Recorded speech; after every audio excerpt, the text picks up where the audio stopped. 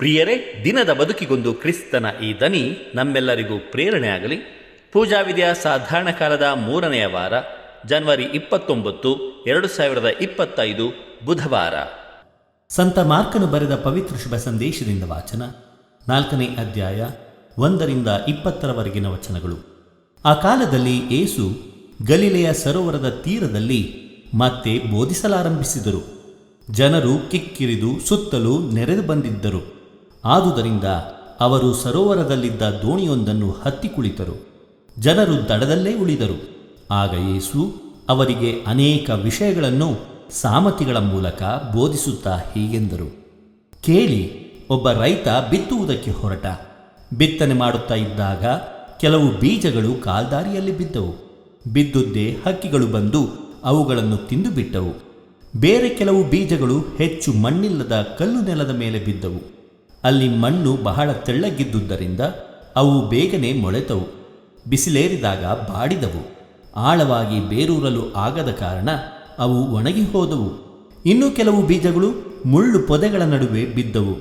ಮುಳ್ಳು ಪೊದೆಗಳು ಸಸ್ಯಗಳ ಸಮೇತ ಅವುಗಳನ್ನು ಅದುಮಿ ಬಿಟ್ಟವು.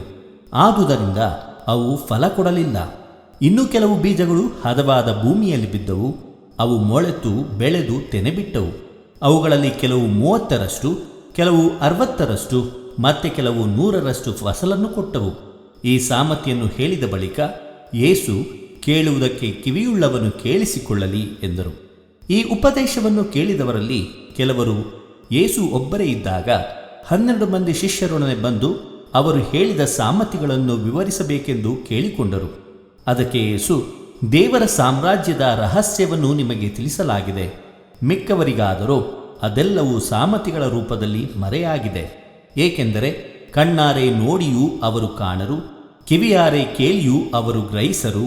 ಕಂಡು ಗ್ರಹಿಸಿದರೆ ಅವರು ದೇವರತ್ತ ತಿರುಗಿಯಾರು, ಪಾಪಕ್ಷಮೆ ಹೊಂದಿಯಾರು ಎಂದರು. ಅನಂತರ ಯೇಸು ಅವರಿಗೆ, ಈ ಸಾಮತಿಯನ್ನು ನೀವು ಅರ್ಥ ಮಾಡಿಕೊಳ್ಳಲಿಲ್ಲವೇ? ಹಾಗಾದರೆ ಬೇರೆಲ್ಲ ಸಾಮತಿಗಳನ್ನು ಹೇಗೆ ಅರ್ಥ ಮಾಡಿಕೊಳ್ಳುವಿರಿ?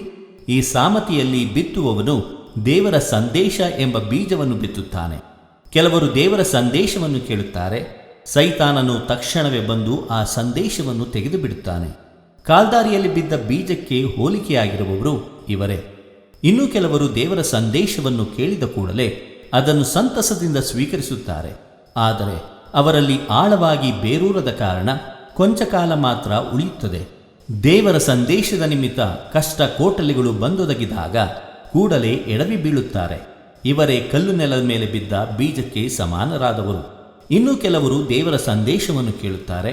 ಆದರೆ ಅವರೊಳಗಿರುವ ಪ್ರಾಪಂಚಿಕ ಚಿಂತನೆಗಳು, ಐಶ್ವರ್ಯದ ವ್ಯಾಮೋಹಗಳು, ಇನ್ನಿತರ ಅಭಿಲಾಷೆಗಳು ದೇವರ ಸಂದೇಶವನ್ನು ಅದುಮಿ ಅದು ಫಲ ಬಿಡದಂತೆ ಮಾಡುತ್ತವೆ. ಇವರೇ ಮುಳ್ಳು ಪೊದೆಗಳ ನಡುವೆ ಬಿದ್ದ ಬೀಜಕ್ಕೆ ಅನುರೂಪ ಆದವರು. ಮತ್ತೆ ಕೆಲವರಾದರೂ ದೇವರ ಸಂದೇಶವನ್ನು ಕೇಳಿ ಅದನ್ನು ಸ್ವಾಗತಿಸುತ್ತಾರೆ. ಅಂಥವರಲ್ಲಿ ಕೆಲವರು 30ರಷ್ಟು, ಕೆಲವರು 60ರಷ್ಟು, ಇನ್ನೂ ಕೆಲವರು 100ರಷ್ಟು ಫಲ ಕೊಡುತ್ತಾರೆ. ಇವರೇ ಹದವಾದ ಭೂಮಿಯಲ್ಲಿ ಬಿದ್ದ ಬೀಜಕ್ಕೆ ಸಮಾನರು ಎಂದರು. ಪ್ರಭುವಿನ ಶುಭ ಸಂದೇಶ. ಕ್ರಿಸ್ತರೇ ನಿಮಗೆ ಸ್ತುತಿಸಲ್ಲಲಿ. ಚಿಂತನೆ.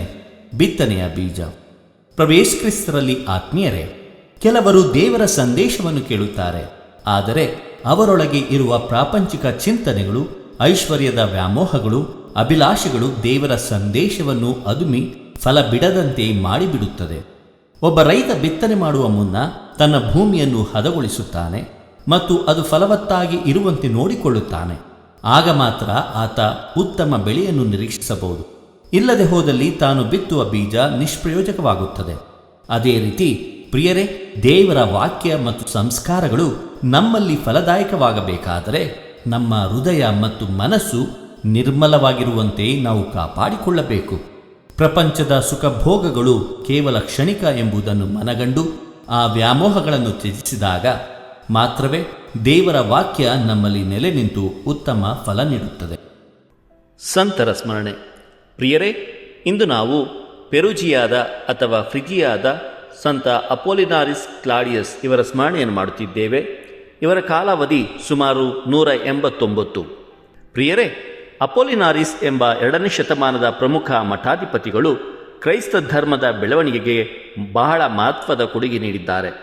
ಅವರು ಫ್ರಿಜಿಯಾದ ಹೆರಾಪೋಲಿಸ್ನಲ್ಲಿ ವಾಸಿಸುತ್ತಿದ್ದರು ಮತ್ತು ಆ ಸಮಯದಲ್ಲಿ ಕ್ರೈಸ್ತರ ಮೇಲೆ ತೀವ್ರವಾದ ಕಿರುಕುಳ ಹಿಂಸೆ ನಡೆಯುತ್ತಿತ್ತು. ಈ ಕಠಿಣ ಪರಿಸ್ಥಿತಿಯಲ್ಲಿಯೂ ಸಹ ಅಪೊಲಿನಾರಿಸ್ ಅವರು ತಮ್ಮ ಕ್ರೈಸ್ತ ವಿಶ್ವಾಸವನ್ನು ಬದಲಾಯಿಸಲಿಲ್ಲ.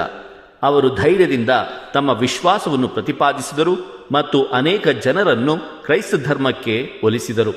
ಅವರ ಪ್ರಾರ್ಥನೆ ಮತ್ತು ಸಹಿಷ್ಣುತೆಯು ಅನೇಕರಿಗೆ ಪ್ರೇರಣೆಯಾಯಿತು. ಪ್ರಿಯರೇ, ಅಂದು ಫ್ರಿಜಿಯಾದ ದೊರೆಯಾಗಿದ್ದ ಮಾರ್ಕುಸ್ ಅರೆಲಿಯಸ್ ಕ್ರೈಸ್ತರನ್ನು ಹಿಂಸಿಸುತ್ತಿದ್ದ ಕಠೋರ ದೊರೆ.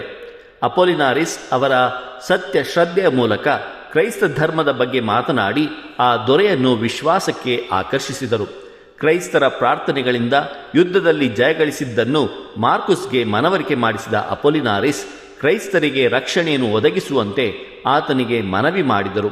ಇದರ ಪರಿಣಾಮವಾಗಿ ಮಾರ್ಕುಸ್ ಒಂದು ರಾಜಾಜ್ಞೆಯನ್ನು ಹೊರಡಿಸಿ ಕ್ರೈಸ್ತರನ್ನು ಧರ್ಮದ ಕಾರಣಕ್ಕಾಗಿ ಹಿಂಸಿಸುವುದನ್ನು ನಿಲ್ಲಿಸಲು ಆದೇಶ ನೀಡಿದರು. ಆದರೆ ಕ್ರೈಸ್ತರ ವಿರುದ್ಧದ ಕಠಿಣ ಕಾನೂನುಗಳನ್ನು ಸಂಪೂರ್ಣ ರದ್ದು ಮಾಡಲು ಅವರು ಸಿದ್ಧರಾಗಿರಲಿಲ್ಲ. ಮಾರ್ಕುಸ್ ಅರೆಲಿಯಸ್ ಮರಣದ ನಂತರ ಕ್ರೈಸ್ತರ ಮೇಲಿನ ಹಿಂಸಾತ್ಮಕ ದಾಳಿಗಳು ಮತ್ತೆ ಪ್ರಬಲವಾಗಿದ್ದು, ಅನೇಕ ಕ್ರೈಸ್ತರು ತಮ್ಮ ವಿಶ್ವಾಸಕ್ಕಾಗಿ ಪ್ರಾಣ ತ್ಯಾಗ ಮಾಡಬೇಕಾಯಿತು. ಅಪೊಲಿನಾರಿಸ್ ಅವರ ನಿರಂತರ ಪ್ರಯತ್ನಗಳಾದರೂ ಈ ಹಿಂಸೆಯನ್ನು ತಡೆಹಿಡಿಯಲು ವಿಫಲವಾಗಿತ್ತು. ಕೊನೆಗೆ ಕ್ರೈಸ್ತ ವಿರೋಧಿ ಹಿಂಸೆಗೆ ತಾವು ಕೂಡ ಬಲಿಯಾಗಿ ಅಪೊಲಿನಾರಿಸ್ ರಕ್ತಸಾಕ್ಷಿಯಾದರು. ಸಂತ ಅಪೊಲಿನಾರಿಸ್ ರವರೇ, ನಮಗಾಗಿ ಪ್ರಾರ್ಥಿಸಿರಿ. ದೇವರು ನಮ್ಮೆಲ್ಲರನ್ನು ಆಶೀರ್ವದಿಸಲಿ. ಇದು ಧ್ವನಿ ಮಾಧ್ಯಮ ಮನೆಯ ಕೊಡುಗೆ. ಧ್ವನಿ ವಂದನೆಯ ಸ್ವಾಮಿ ಶಾಂತಕುಮಾರ್ ಜೆ, ಬೆಂಗಳೂರು ಮಹಾಧರ್ಮ ಕ್ಷೇತ್ರ. ಪ್ರಿಯರೇ, ಈ ಚಾನೆಲ್ ಅನ್ನು ಸಬ್ಸ್ಕ್ರೈಬ್ ಮಾಡಿ ಪ್ರತಿದಿನ ದೇವರ ವಾಕ್ಯವನ್ನು ಆಲಿಸುತ್ತಾ ಅದನ್ನು ಇತರರೊಂದಿಗೆ ಹಂಚಿಕೊಳ್ಳಲು ನಮಗೆ ನೆರವಾಗಿರಿ. ಧನ್ಯವಾದಗಳು.